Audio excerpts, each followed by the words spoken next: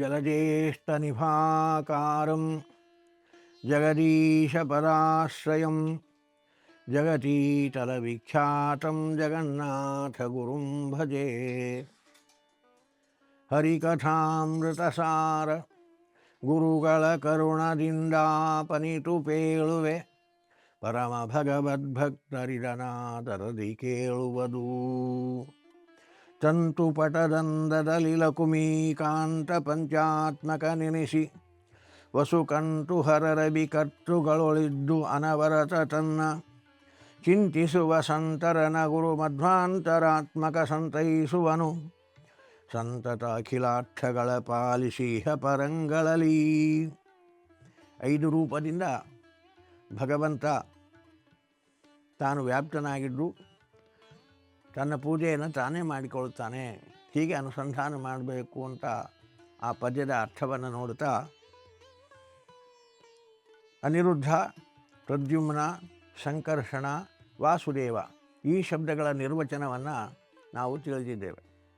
ಇನ್ನು ಉಳಿದದ್ದು 5ನೆಯ ರೂಪ ನಾರಾಯಣ ರೂಪ. ನಾರಾಯಣ ಅಂದರೆ ಏನರ್ಥ? ಭಗವಂತನನ್ನು ನಾರಾಯಣ ಅಂತ ಯಾಕೆ ಕರೀತಾರೆ ಜ್ಞಾನಿಗಳು ಅಂದರೆ, ನಾರ ಅಂದರೆ ಲಕ್ಷ್ಮೀದೇವಿಯನ್ನು ನಾರ ಅಂತ ಕರೀತಾರೆ. ಯಾಕೆಂದರೆ ಅರ ಅಂದರೆ ದೋಷಗಳು. ಯಾವಳಲ್ಲಿ ದೋಷಗಳಿಲ್ಲವೋ ಅವಳು ನಾರ ಅಂತ ಕರೆಸ್ಕೋತಾಳೆ. ನಿತ್ಯ ಮುಕ್ತಳಾಗಿರತಕ್ಕಂತಹ ಭಗವಂತನಿಗೆ ನಿತ್ಯಾವಿಯೋಗಿನಿಯಾಗಿರತಕ್ಕಂತಹ ಲಕ್ಷ್ಮೀದೇವಿಯಲ್ಲಿ ಯಾವ ದೋಷಗಳೂ ಇಲ್ಲ. ಅಸ್ವಾತಂತ್ರ್ಯ ಅನ್ನುವ ಒಂದನ್ನು ಬಿಟ್ಟರೆ ಉಳಿದಂತೆ ಯಾವ ದೋಷಗಳೂ ಇಲ್ಲ. ಕಾರಣ ಲಕ್ಷ್ಮೀದೇವಿಯನ್ನು ನಾರ ಅಂತ ಕರೀತಾರೆ. ಇಂತಹ ಲಕ್ಷ್ಮೀದೇವಿಗೂ ಕೂಡ ಅಯನಃ ಆಶ್ರಯನಾಗಿದ್ದಾನೆ. ನಿತ್ಯ ಮುಕ್ತಳಾದ ಲಕ್ಷ್ಮೀದೇವಿಗೂ ಯಾರು ಆಶ್ರಯರಾಗಿದ್ದಾನೋ ಅವನು ನಾರಾಯಣ. ನಾರಾಯಃ ಅಯನಃ ನಾರಾಯಣ ಅಂತ ನಿತ್ಯ ಮುಕ್ತಳಾದ ಲಕ್ಷ್ಮೀದೇವಿಗೂ ಆಶ್ರಯನಾಗಿದ್ದಾನೆ ಅನ್ನುವ ಅರ್ಥದಲ್ಲಿ ನಾರಾಯಣ ಶಬ್ದದ ಅರ್ಥವನ್ನು ಹೇಳ್ತಾರೆ. ಅದೇ ರೀತಿ ನಾರಾಹ ಅಂದರೆ ಮುಕ್ತಚೇತನರು. ಮುಕ್ತರಾಗಿರತಕ್ಕಂತಹ ಚೇತನರಲ್ಲಿ ಕೂಡ ಯಾವ ದೋಷಗಳಿಲ್ಲ. ಕಾರಣ ಮುಕ್ತರಾಗಿರತಕ್ಕಂತಹ ಬ್ರಹ್ಮಾದಿ ಚೇತನರು ಕೂಡ ನಾರರು ಅಂತ ಅನಿಸಿಕೊಳ್ತಾರೆ. ಇಂತಹ ನಾರಾಯಣ ಅಯನಃ ಈ ಮುಕ್ತರಿಗೂ ತಾನು ಆಶ್ರಯನಾಗಿದ್ದಾನೆ. ಮುಕ್ತಾಶ್ರಯ, ಮುಕ್ತಾನಾಂ ಪರಮಾಗತಿ ಅಂತ ವಿಷ್ಣು ಸಹಸ್ರನಾಮ. ಮುಕ್ತರಾದವಿ, ಇನ್ನೇನು ಭಗವಂತನ ಆಶ್ರಯ ಬೇಕಾಗಿಲ್ಲ ಅನ್ನೋ ಹಾಗಿಲ್ಲ. ಮುಕ್ತರಾದ ನಂತರದಲ್ಲೂ ಭಗವಂತನ ಆಶ್ರಯದಲ್ಲೇ ಇರ್ತಾರವರು. ಅವನ ಆಶ್ರಯ ಬಿಟ್ಟು ಬೇರೆ ಬಿಡುಗಡೆ ಇಲ್ಲ. ಕಾರಣ ಇಂತಹ ಮುಕ್ತರಾದ ಚೇತನರಿಗೂ ಆಶ್ರಯನಾಗಿದ್ದಾನೆ. ಆದ್ದರಿಂದಾಗಿ ನಾರಾಯಣ ನಾರಾಯಣ ಅಂತ ಅವನನ್ನು ಕರೀತಾರೆ. ಹೀಗೆ ನಿರ್ವಚನವನ್ನು ಹೇಳ್ತಾರೆ. ಇನ್ನು ನಾರಾಹ ಅಂದರೆ ನರಸಮುದಾಯ. ನರಸಮುದಾಯ ನಾರ ಅಂತ ಅನಿಸಿಕೊಳ್ತದೆ. ಇಂತಹ ಸಮಸ್ತ ನರಸಮುದಾಯಕ್ಕೂ ಕೂಡ ಅಯನಃ ಆಶ್ರಯನಾಗಿದ್ದಾನೆ. ಸಮಸ್ತ ನರಸಮುದಾಯ ಅವನನ್ನು ಆಶ್ರಯಿಸಿಕೊಂಡೇ ಉಂಟು. ಸಮಸ್ತ ನರಸಮುದಾಯಕ್ಕೂ ಆಶ್ರಯನಾಗಿದ್ದಾನೆ. ಆದ್ದರಿಂದ ಅವನು ನಾರಾಯಣ ಅಂತ ಕರೆಸಿಕೊಳ್ತಾನೆ. ಇನ್ನು ಉಪನಿಷತ್ತಿನಲ್ಲಿ ಒಂದು ಮಾತು ಬರ್ತದೆ, ಆಪೋ ನಾರ ಇತಿ ಪ್ರೋಕ್ತಃ ಆಪೋ ವೈ ನರಸೂ ನಮಃ ಅಂತ. ಆಪೋ ನಾರ ಇತಿ ಪ್ರೋಕ್ತಃ. ನಾರ ಅಂದರೆ ನೀರು, ನೀರೇ ನಾರ. ಇಂತಹ ನೀರಿನಲ್ಲಿ ತಾನು ಆಶ್ರಯಿಸಿ ಮಲಗಿದವ, ಪ್ರಳಯ ಸಮುದ್ರದಲ್ಲಿ ವಿಹಾರ ಮಾಡುವವ, ಜಗತ್ಸಂಹಾರ ಆದ ನಂತರದಲ್ಲಿ ಪ್ರಳಯ ಜಲದಲ್ಲಿ ಯಾರು ಮಲಗಿದ್ದಾನೋ ಅವನು ನಾರಾಯಣ ಅನ್ನುವ ಅರ್ಥವನ್ನು ಕೂಡ ಶಾಸ್ತ್ರಗಳು ನಮಗೆ ತಿಳಿಸ್ತಾರೆ. ಇಂತಹ ಭಗವಂತನೇನಿದ್ದಾನೆ ಅವನಲ್ಲಿ ಅರಾಹ ಅಂದರೆ ದೋಷಗಳು. ಯಾವ ದೋಷಗಳು ನಾರಾಯಣನಲ್ಲಿ ಕೂಡ ಇಲ್ಲ. ಭಗವಂತನಲ್ಲಿ ಯಾವ ದೋಷಗಳಿಲ್ಲ. ಇಂತಹ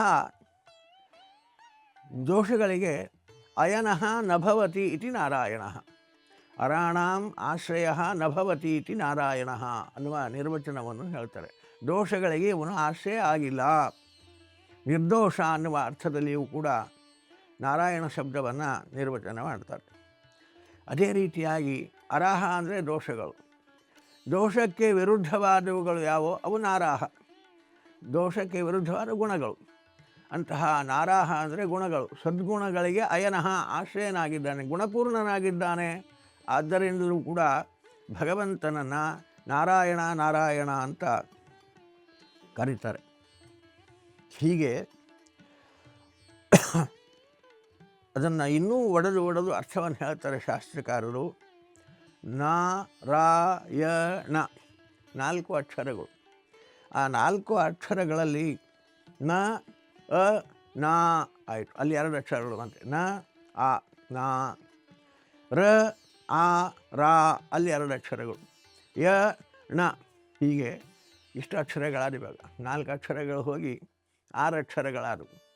ನ ಮತ್ತು ಅ ಎರಡೂ ಕೂಡ ನಿಷೇಧಾತ್ಮಕವಾದ ಶಬ್ದಗಳೇ ಇವು. ನ ಅಂದರೆ ಅಲ್ಲ, ಅ ಅಂದರೆ ಅಲ್ಲ.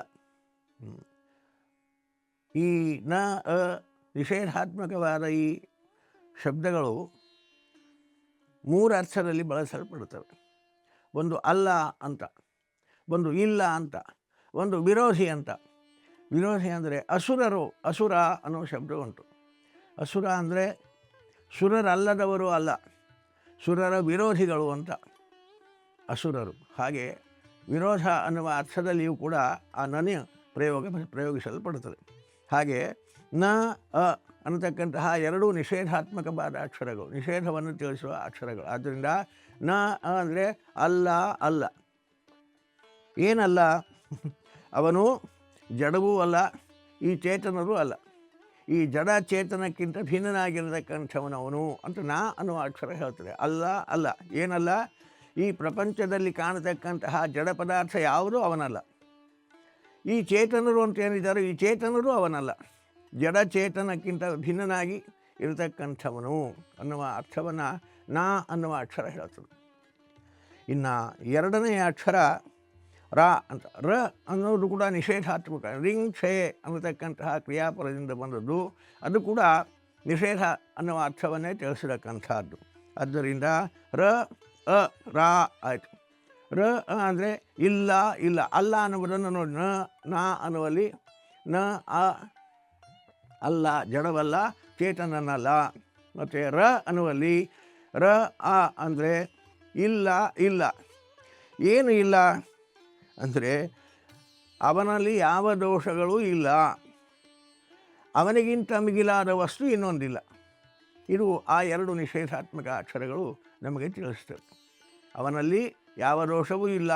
ರ ಅ ಅವನಿಗೆ ಮಿಗಿಲಾದ ವಸ್ತು ಇನ್ನೊಂದು ಇಲ್ಲ. ಕಾರಣ ರಾ ಅಂತ ಅವನು ಕರೆಸಿಕೊಳ್ಳಲ್ಪಡುತ್ತಾನೆ.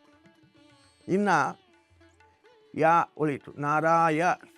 ಯ ಅಂದರೆ ಯಾಪನ, ಯಾಪಯತಿ. ಅವನು ನಿರ್ದೋಷನಾಗಿ ಭಕ್ತರಲ್ಲಿರುವ ದೋಷಗಳನ್ನು ಯಾಪಯತಿ, ನಾಶ ಮಾಡುತ್ತಾನೆ. ಆದ್ದರಿಂದ ಅವನು ಯ ಅಂತ ಕರೆಸಿಕೊಳ್ಳಲ್ಪಡುತ್ತಾನೆ.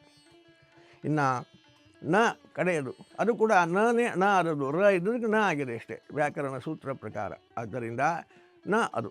ನ ಅಂದರೆ ವಿರುದ್ಧ. ಏನದು ವಿರುದ್ಧ? ದೋಷಗಳಿಗೆ ವಿರುದ್ಧವಾದದ್ದು ಗುಣ. ಅಂತಹ ಗುಣಪೂರ್ಣನಾಗಿದ್ದಾನೆ ಅನ್ನುವುದನ್ನು ನಾನು ತಿಳಿಸಿದೆ. ಹೀಗೆ ಆ ಶಬ್ದವನ್ನು ಒಡೆದಷ್ಟು ಅನೇಕ ಅರ್ಥಗಳು, 100 ಅರ್ಥಗಳನ್ನು ಜ್ಞಾನಿಗಳು ಈ ಶಬ್ದಕ್ಕೆ ಹೇಳ್ತಾರೆ. ಆದ್ದರಿಂದ ಸಾಮಾನ್ಯವಾಗಿ ಇಷ್ಟು ಅರ್ಥಗಳನ್ನು ನಾವು ತಾತ್ಕಾಲಿಕವಾಗಿ ಈಗ ತಿಳಿಯೋಣ. ಪ್ರಸಂಗದಲ್ಲಿ ಮತ್ತೆ ಅಲ್ಲಲ್ಲಿ ಈ ಶಬ್ದಗಳು ಬರ್ತಿರ್ತವೆ. ಬೇರೆ ಬೇರೆ ಪ್ರಸಂಗಗಳಲ್ಲಿ ಈ ಶಬ್ದಗಳನ್ನು ಪ್ರಯೋಗಿಸ್ತಾರೆ ದಾಸರು. ಆ ಪ್ರಸಂಗದಲ್ಲಿ ಆ ಪ್ರಾಸಂಗಿಕವಾದ ಬೇರೆ ಬೇರೆ ಅರ್ಥಗಳನ್ನು ಅಲ್ಲಲ್ಲಿ ಮತ್ತೆ ನೋಡ್ತಾ ಹೋಗೋಣಂತೆ. ಹೀಗೆ ಅನಿರುದ್ಧ, ಪ್ರದ್ಯುಮ್ನ, ಸಂಕರ್ಷಣ, ವಾಸುದೇವ, ನಾರಾಯಣ ಶಬ್ದದ ಅರ್ಥಗಳನ್ನು ಸಾಮಾನ್ಯವಾಗಿ ಇಲ್ಲಿ ಬಹಳ ಕಡೆಗೆ ಹರಿಕಥಾಂಸಾರದಲ್ಲಿ 5 ರೂಪಗಳನ್ನು ಹೇಳ್ತಾರೆ. ಯಾಕೆಂದರೆ ಅವರು ಪ್ರತಿಜ್ಞೆ ಮಾಡಿದ್ದೆ ಹಾಗೆ, ಪಂಚರೂಪಾತ್ಮಕನೇ ದೈವ ಅಂತ. ಈ 5 ರೂಪದಿಂದ ಜಗತ್ತನ್ನೇ ವ್ಯಾಪಿಸಿದ್ದಾನೆ. ತಂತುಪಟದ ಬೋಲ್, ವಸ್ತ್ರದಲ್ಲಿ ದಾರಗಳು ಹಾಸುಹಕ್ಕಾಗಿ ಹೆಣೆದುಕೊಂಡಂತೆ ಭಗವಂತ ಹಾಸುಹಕ್ಕಾಗಿ ಈ ಜಗತ್ತಿನಲ್ಲಿ ತಾನು ವ್ಯಾಪಿಸಿದ್ದಾನೆ ಅಂತ ಹೇಳ್ತಾರೆ. ಆದ್ದರಿಂದ ಮುಖ್ಯವಾಗಿ ಈ 5 ಶಬ್ದಗಳ ಅರ್ಥವನ್ನು ನಾವು ಅವಶ್ಯವಾಗಿ ತಿಳಿಯಬೇಕು. ಅದಕ್ಕೋಸ್ಕರವಾಗಿ ಆ ನಿರ್ವಚನಗಳನ್ನು ನಾವಿಂದು ಸ್ವಲ್ಪ ತಕ್ಕಮಟ್ಟಿಗೆ ನೋಡಿದ್ದೇವೆ. ಇಷ್ಟು ತಲೆಯಲ್ಲಿದ್ದರೆ ಸಾಕು ಕಡೆಗೆ. ಹೀಗೆ ಭಗವಂತ 5 ರೂಪಗಳಿಂದ ಪಂಚಾತ್ಮಕ ನೆನೆಸಿ ವಸು ಕಂತುಹರ.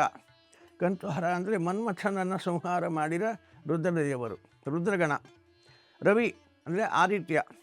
ಈ ವಸುರುದ್ರ ಆದಿತ್ಯರಲ್ಲಿ ಮತ್ತು ಕರ್ತುವಿನಲ್ಲಿ, ಶ್ರಾದ್ದಕರ್ತನಲ್ಲಿ ಅನವರತ ತನ್ನ ಚಿಂತಿಸುವ, ಹೀಗೆ ಪ್ರತಿ ಸಲ ಶ್ರಾದ್ದ ಮಾಡುವಾಗಲೂ ಕೂಡ ಅವಿರತವಾಗಿ ಬಿಡದೆ ಹೀಗೆ ಭಗವಂತನ ವಸುರುದ್ರ ಆದಿತ್ಯ ಅಂತರ್ಗತ 33 ರೂಪಗಳು, ಕರ್ತ ಕರ್ಮ ಕ್ರಿಯಾಗಳಲ್ಲಿರತಕ್ಕಂತಹ 3 ರೂಪಗಳು, 96 ಈ ರೂಪಗಳನ್ನು ಸಂತತ ಚಿಂತಿಸುವರ, ನಿರಂತರವಾಗಿ ಚಿಂತನೆ ಮಾಡ್ತಾ ಶ್ರಾದ್ದಗಳನ್ನು ಮಾಡ್ತಾ ಇದ್ದರೆ ಗುರುವಂತರ್ಯಾಮಿಯಾಗಿ ಭಗವಂತ ಅನುಗ್ರಹ ಮಾಡ್ತಾನೆ. ಗುರು ಮಧ್ವಾಂತರಾತ್ಮಕ ಸಂತೈಸಬನು ಅಂತಾರೆ. ಏಕೆಂದರೆ ಭಗವಂತ ಅನುಗ್ರಹ ಮಾಡುವುದು ಗುರುಗಳ ಮುಖಾಂತರವೇ, ಸೀದಾ ಉದ್ಧಾರ ಇಲ್ಲ. ಉದ್ಧಾರ ಮಾಡಬೇಕಾದ್ರೆ ಗುರುಗಳ ಮುಖಾಂತರವೇ ಭಗವಂತ ಅನುಗ್ರಹಿಸ್ತಾನೆ ಅನ್ನುವುದನ್ನು ತಿಳಿಸಬೇಕಾಗಿದೆ. ಅಪ್ಯಚ್ಯುತೋ ಗುರುದ್ವಾರ ಅಂತಾರೆ ಆಚಾರ್ಯರು ತಾತ್ಪರ್ಯ ನಿರ್ಣಯದಲ್ಲಿ ಅಪ್ಪಣೆ ಕೊಡಿಸ್ತಾರೆ. ಭಗವಂತ ಅನುಗ್ರಹವನ್ನು ಮಾಡುವುದು ಗುರುಗಳ ಮುಖಾಂತರ. ಕಾರಣ ಇಲ್ಲಿ ಭಗವಂತನನ್ನು ಹಾಗೆ ಹೇಳ್ತಾರೆ, ಗುರು ಮಧ್ವಾಂತರಾತ್ಮಕ ಸಂತೈಸುವನು. ಗುರುವಂತರ್ಯಾಮಿಯಾಗಿರತಕ್ಕಂತಹ ಸಾಮಾನ್ಯ ಗುರುಗಳಲ್ಲ, ಮಧ್ವಾಚಾರ್ಯರು ಜಗದ್ಗುರುಗಳು. ಇಂತಹ ಜಗದ್ಗುರುಗಳ ಲಕ್ಷಣಗಳನ್ನು ನಾವು ಮೊದಲನೆಯ ಸಂಧಿಯಲ್ಲಿಯೇ ವಿಸ್ತಾರವಾಗಿ ನೋಡಿದ್ದೇವೆ. ಅವರೇ ಯಾಕೆ ಜಗದ್ಗುರುಗಳು ಅನ್ನುವ ಚಿಂತನೆಯನ್ನು ಮೊದಲನೆಯ ಸಂಧಿಯ ಚಿಂತನೆಯಲ್ಲಿ ನಾವು ಸಾಕಷ್ಟು ಮಾಡಿದ್ದೀವಿ. ಅದನ್ನು ನೆನೆಸ್ಕೋಬೇಕು.